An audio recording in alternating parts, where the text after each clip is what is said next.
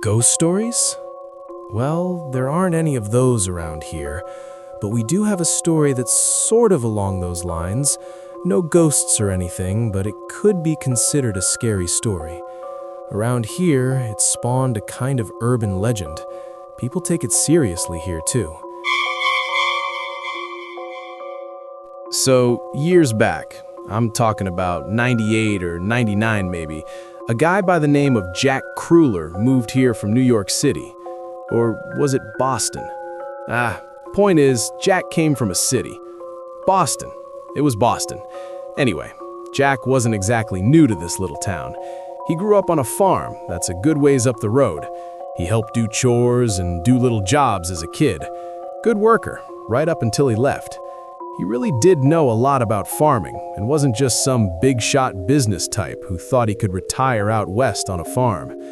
Jack had a good life in Boston, but he came back on less than happy terms. His dad had passed and left Jack the farm. It was all very rough on Jack. On account of it wasn't just his father died of a heart attack. His dad was healthy for his age, and everyone expected him to live another 20 or so years. It was hard on Jack because his dad went missing before he was found dead. It was about 2 years that he was gone before his body was found. All bones, torn clothes, half buried by time and erosion. I say it was tough for Jack, but it was tough for all of us, being such a small place and all. Everyone knows everyone here. I actually knew John Kruller personally. Me and him grew up together, went to the same school and all. Jack arranged the funeral, but he also started taking care of the farm from day one. Like I said, he was a good worker. The kid knew how to put work ahead of mourning. He kept only a few of the hired hands that his dad had. Jack could do most of the work himself, being a strong man of 30-something. His dad had so many hired hands because he was getting up in age. I think he was 55 when he passed. 56? Well, his dad was too old to work is what I'm getting at, and so he had more hired hands than Jack needed on that farm. It's still there, too. The farm, I mean. The crops are all dried up and dead now, of course, but it's there. A big gray house, plenty big for a family of 6, and out back is a few acres of brown, dead barley crops. It was the main supply for the brewery here in town back in the day. Back to Jack. The Kruller boy didn't have a wife or any kids. It was just him, alone in that big farmhouse. As you'd expect, we saw a lot of Jack here in town. He'd make a trip down here twice a week, once on Sunday to hang out at the bar and have a few drinks, and again on Thursday to drop off the barley and buy some groceries for the week.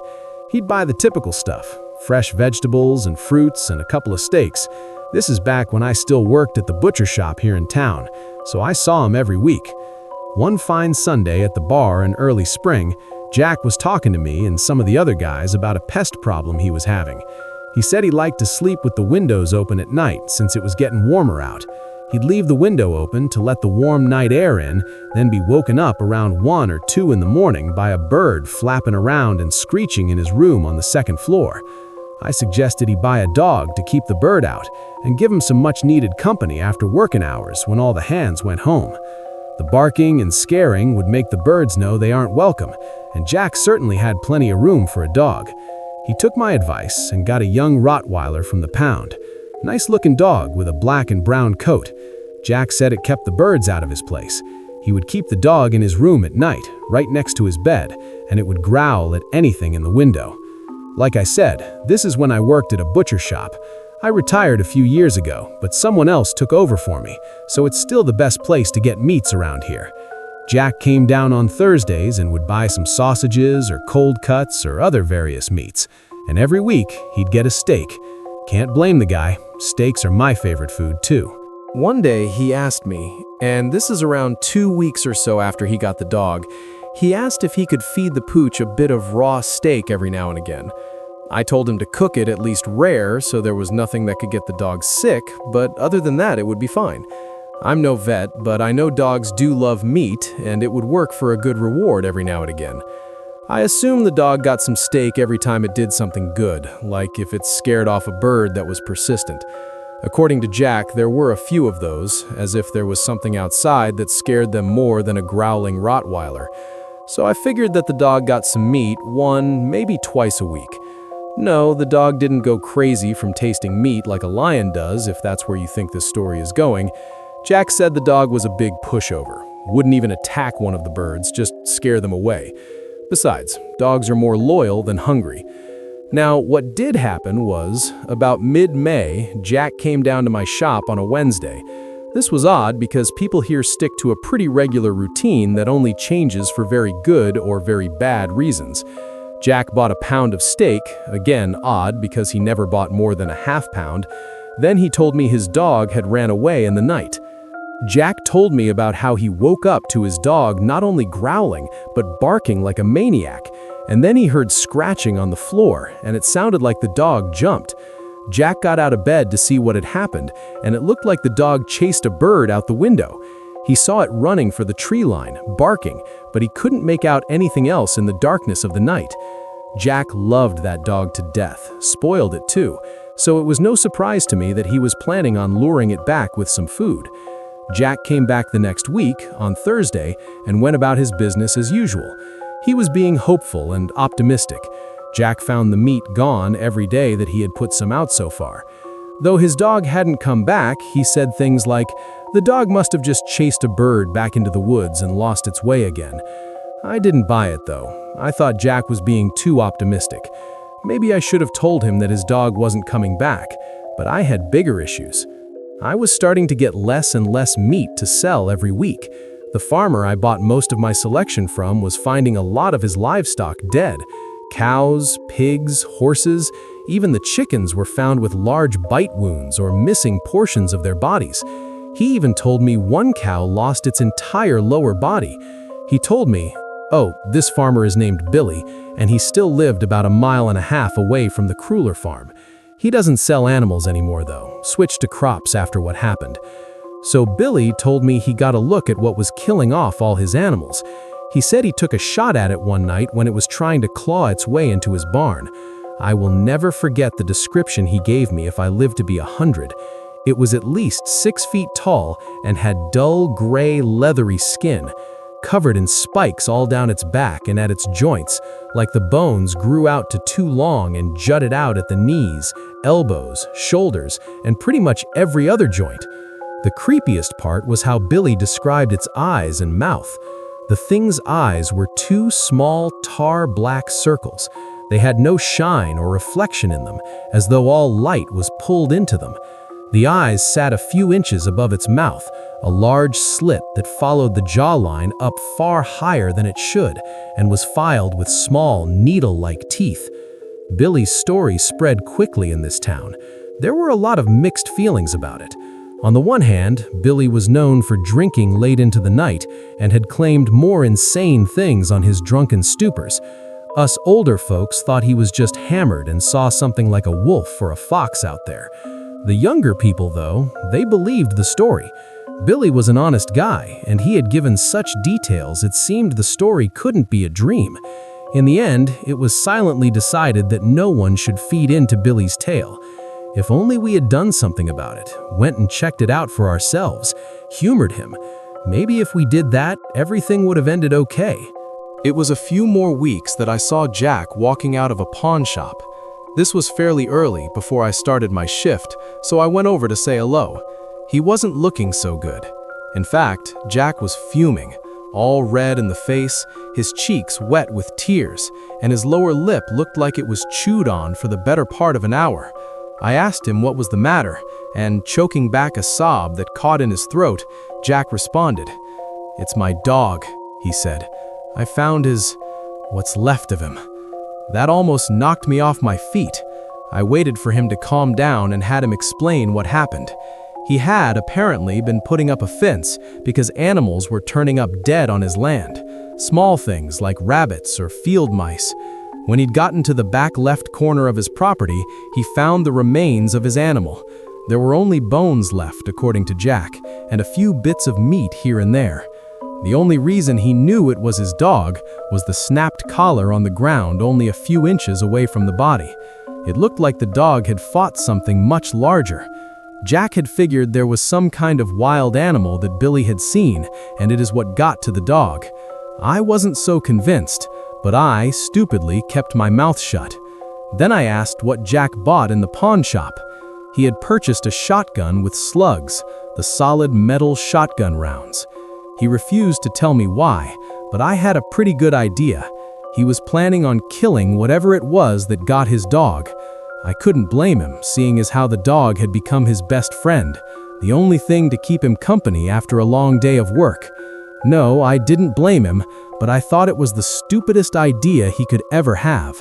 Now, this might be a small town, but there is still a waiting period after buying a gun. There are background checks, and it takes about 3 weeks in all. So it would be a while before Jack got the gun, and I didn't expect him back until Sunday. To my surprise, Jack returned the next day. He got everyone who would listen, which was most of us, and began to recount an encounter he had the night before. He saw Billy's monster and described it in very dream-like details. He said that he had fallen asleep on his front porch, as a lot of us did on warm nights, and woke up to the sound of heavy breathing. Opening his eyes, right there before him stood a monster with dry, pale gray skin, spikes jutting out at its joints and all down its back. Jack said the thing tried to grab him too, and he did have some scratches on his arm, but it looked like a fall on rocks could have caused it too. The part that got to us was how the details were so descriptive. Yes, it was dreamlike and how there were very few exact details, but the details that did exist were so powerful and descriptive. How the monster's breath smelled of rotten flesh and citrus, the way it moved in a sluggish and awkward way, as though it couldn't move without hurting itself. And then the same details of the mouth and eyes, 2 very small black holes just above a wide mouth lined with spit and teeth. In the end, it was agreed that Jack had lost his mind from the loss of his pet. Only the few kids who listened actually believed Jack saw a monster that night. He was denied his firearm, and the letter went out on Saturday.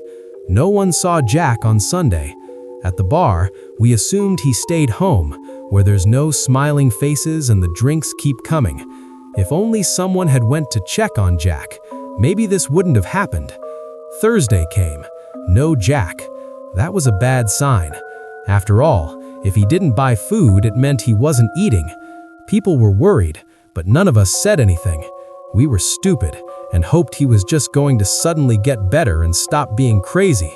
It took a week for anyone to go down and check up on him. One of his close friends, Jim, went down to check up on Jack. He drove his truck down that cracked road with faded yellow paint until he got to the farmhouse. The gray paint looked new then, the barley in the back still golden and shining in the mid-noon sun. The gate-out fence was still unfinished, so he climbed over it easily. He then walked up to the blue door and thumped the knocker against the cool wood 3 times. No response. He tried again, faster and in more of a panic. 3 quick thumps on the thick wood. When he didn't answer, Jim was concerned and planned on going to town to get the authorities. But as he took one last look at the house, when he noticed the bedroom window open, Jim called a few times, relieved that Jack was most likely sleeping off his troubles. He didn't get a response after shouting, so he pulled the ladder out of his truck and leaned it against the house.